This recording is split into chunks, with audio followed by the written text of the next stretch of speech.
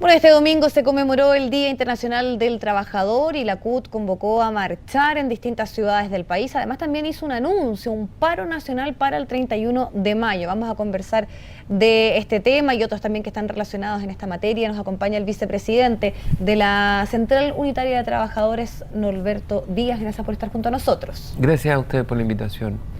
Me gustaría comenzar porque en el día de hoy, claro, todo estuvo este día marcado un poco por lo ocurrido por el Tribunal Constitucional, marcó los discursos, también ahí la propuesta del Ejecutivo. ¿Qué expectativas tienen ustedes de lo dado a conocer por parte de la Presidenta en el día de hoy, que está dando ciertas líneas de avanzar en este veto y de reponer este punto que se perdió, podríamos decirlo, de la titularidad sindical? Bueno, nosotros ponemos todas nuestras expectativas, pero más que nuestras expectativas, nuestra exigencia al gobierno. El gobierno tiene la responsabilidad de reparar el daño que ha provocado el Tribunal Constitucional. Nosotros nunca debimos llegar a esta situación. No puede ser, y es un contrasentido, que se inicie un proyecto de reforma laboral que pretende darle derechos a los trabajadores y al final de su tramitación el proyecto de reforma laboral le termina entregando privilegios a los empresarios, adecuaciones, servicios mínimos, adecuaciones necesarias, y además los trabajadores salen perdiendo derechos. A nosotros nos parece que el gobierno tiene que usar todos los instrumentos que tenga para poder corregir esto. Y parte de sus instrumentos es que el gobierno, la nueva mayoría, tiene mayoría en ambas cámaras. Tiene mayoría en la Cámara de Diputados, tiene mayoría en el Senado, entonces que haga una ley corta, que vete el proyecto, pero aquí lo que tienen que hacer es reparar el daño que se le ha acusado al movimiento sindical. Tiene mayoría, pero también tiene voces críticas y sobre todo en la reforma laboral vimos algunos sectores, particularmente la democracia cristiana, que no estuvieron de acuerdo.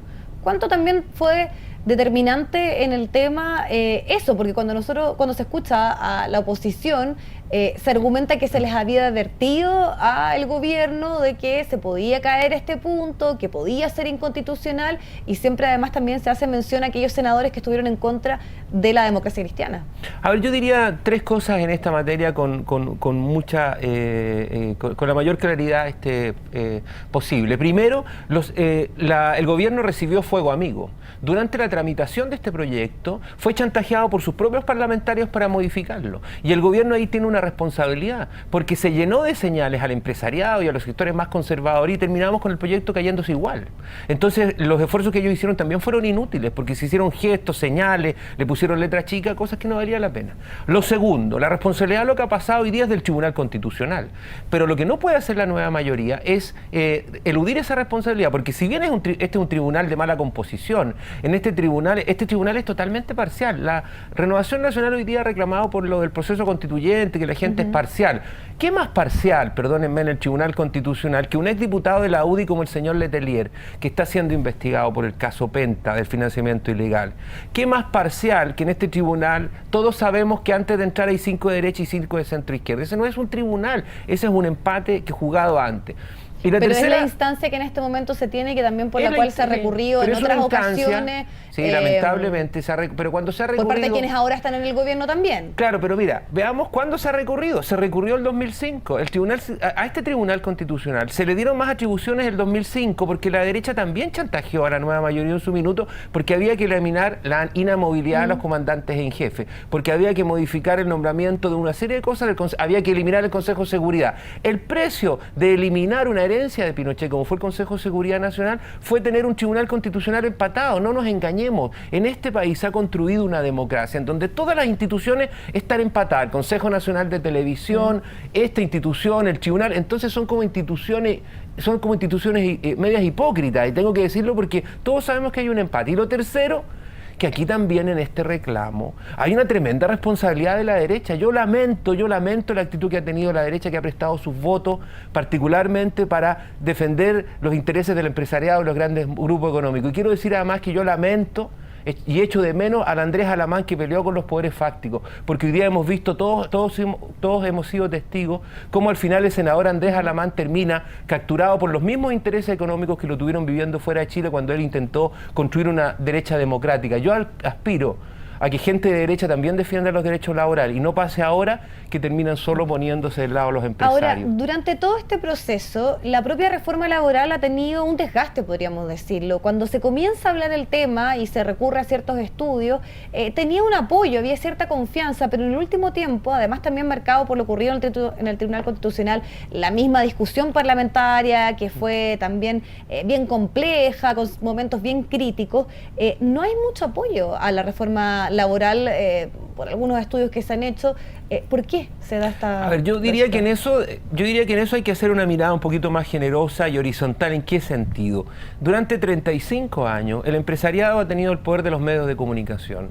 El empresariado ha tenido el poder de los grupos económicos. Y además nos hemos dado cuenta que desde 1990 a la fecha, además, el empresariado ha financiado una parte importante del Parlamento. Si la empresa privada, las AFP, las ISAPRE, las clínicas, las empresas, las salmoneras, pusieron plata en el Parlamento, lo hicieron para que las leyes no cambiaran. Por eso no se han podido cambiar las leyes en estos 25 años.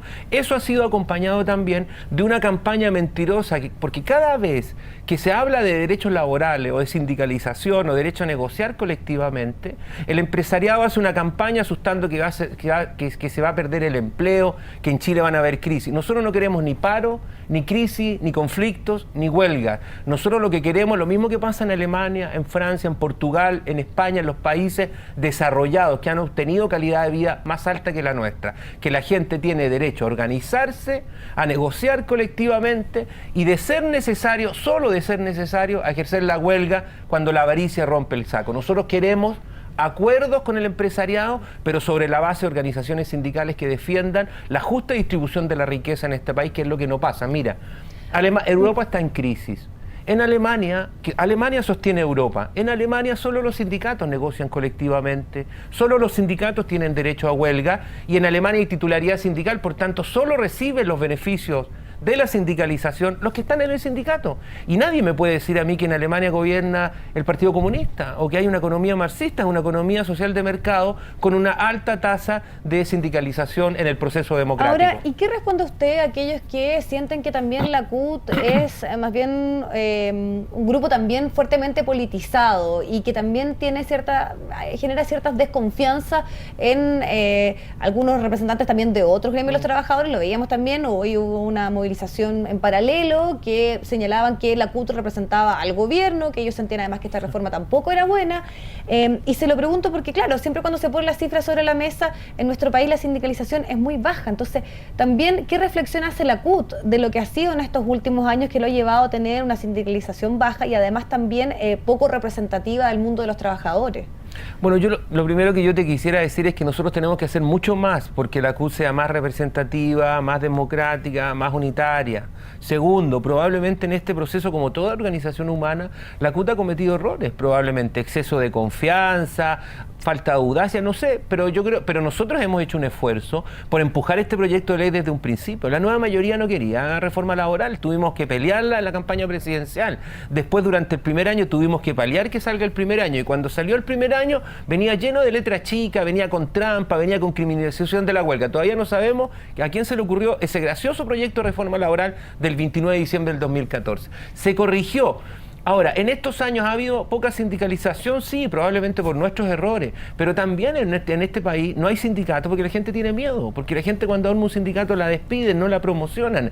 Cuando una mujer arma un sindicato y llega en la noche a su casa y le dice a su marido que armó un sindicato, el marido capaz que le pegue. ¿Cómo? Le va a decir, ¿cómo se te ocurre haberte metido en un sindicato? En Chile, armar un sindicato todavía significa persecución. Los grupos negociadores en este país no se han hecho en las empresas donde no hay sindicato. El 70% de los grupos negociadores que nacieron en dictadura para hacerle paralelismo a la organización sindical funcionan en el 70% de las empresas donde hay sindicato. Es decir, el empresariado usó los grupos negociadores para debilitar la organización sindical y que los trabajadores estuvieran divididos. Eso en Europa no pasa. Los grupos negociadores no se usan en la democracia occidental, capitalista, economía social de mercado. Ahora, nosotros tenemos que hacer mucha culpa. Y lo último, el otro día lo han dicho los poderosos en estos últimos días, se han jactado de su poder.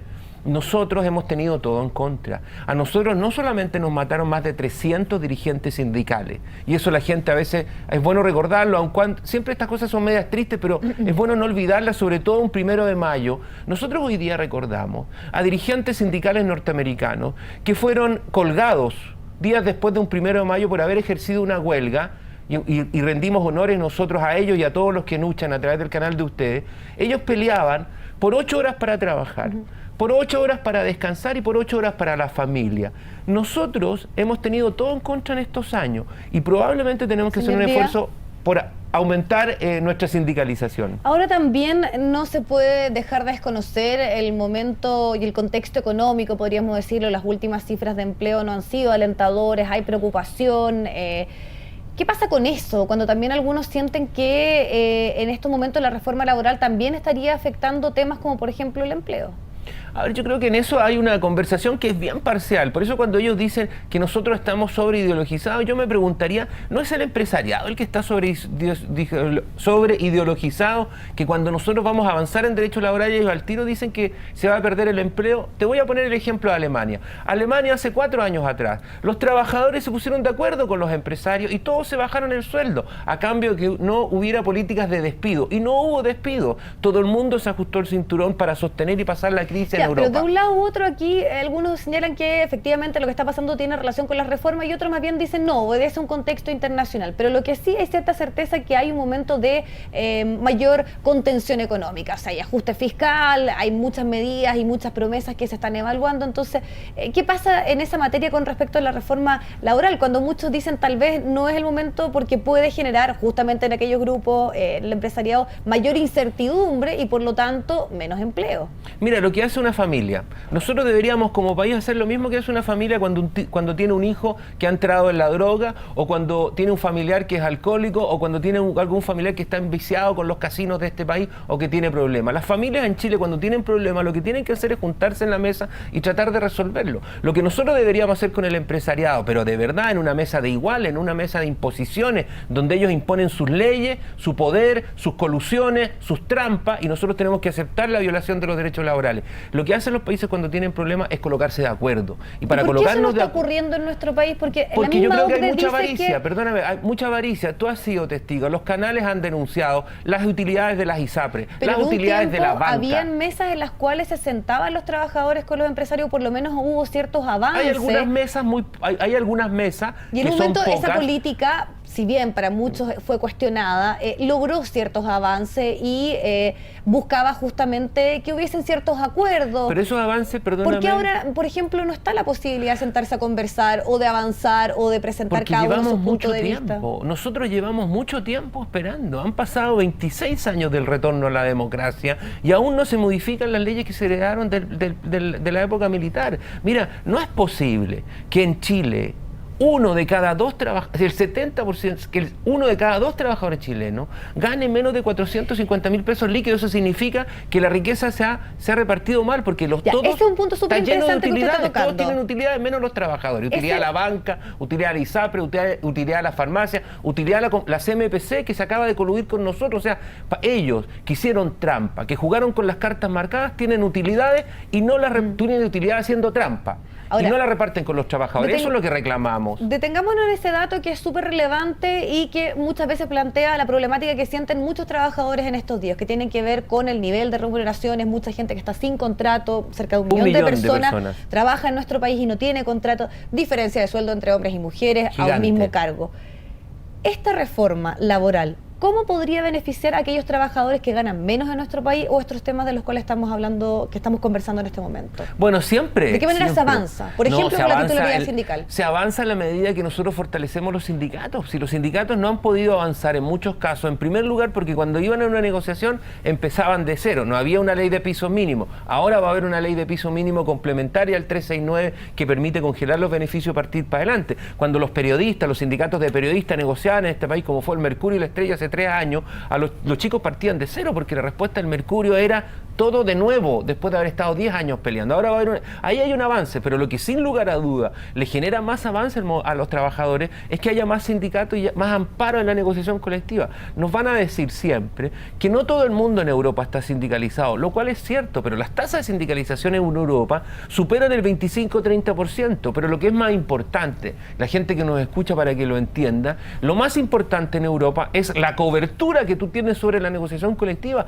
A nadie se le obliga a estar en un sindicato, pero tú adhieres en Europa a una organización colectiva, a un convenio colectivo que te permite tener sueldo mínimo, protección en seguridad, cuando uno escucha en salud. que las voces críticas y sobre todo los que señalan que es inconstitucional plantean que finalmente bajo esta normativa no se podrían extender estos derechos a otras personas y que esa es la problemática. Eso es una caricatura porque lo que la CUT ha criticado, mucho más allá del resultado final de la extensión de beneficios donde se gana una parte y se pierde otra, aquí lo que hemos ganado en esta parte es que se acaba una práctica antisindical que tuvo el empresariado durante 35 años, que era extender los beneficios en forma unilateral a los que no estaban en el sindicato inmediatamente cuando el sindicato negociaba. Entonces, ahora va a depender del sindicato. Claro, pero perdón, para que la gente entienda, ¿cuál fue la práctica mañosa que usó el empresariado para debilitar los sindicatos? Le decía a la gente, no te metas en el sindicato, total te voy a dar lo mismo que firmé con el sindicato y capaz que si no te metes en el sindicato te voy a dar más. Y las ofertas económicas para que la gente se retire en los sindicatos pampean de Arica a Magallanes, que nunca han sido reconocidas como práctica antisindical. Esto no es que nosotros queramos quedarnos con lo negociado, de lo cual somos legítimos dueños, porque son los sindicatos que luchan, los que conquistan los contratos colectivos. Si lo malo aquí fue que esto al revés, fue una práctica que se ha usado hasta el día de hoy para debilitar la organización sindical, tanto así que hoy día se están haciendo más convenios colectivos, se están armando los últimos grupos negociadores, porque el empresariado quiere que ojalá si hay reforma, bueno, la agarren los otros 3 o 4 años más. Entonces están armando grupos negociadores, a la gente le están cambiando los contratos para hacérselos más polifuncionales. Nada de esto pasaría si tuviéramos un país en donde los empresarios y los sindicatos podamos sentarnos a conversar, pero conversar en serio, no conversar con imposiciones, porque aquí lo que ha habido es imposiciones. Esta reforma es modesta, y esta que es modesta la han parado en el Tribunal Constitucional. Aquí los niños taimados son el empresariado de la derecha que perdió en el Senado y la Cámara de Diputados y que no quiere reconocer esta reforma laboral modesta que ha hecho el gobierno en estas horas. Alberto Díaz, le agradecemos muchísimo haber estado junto a nosotros conversando en este Día Internacional de los Trabajadores. Muchas gracias a ustedes por la invitación. Vamos a ir a una pausa, hacemos un pequeño alto y ya volvemos con más.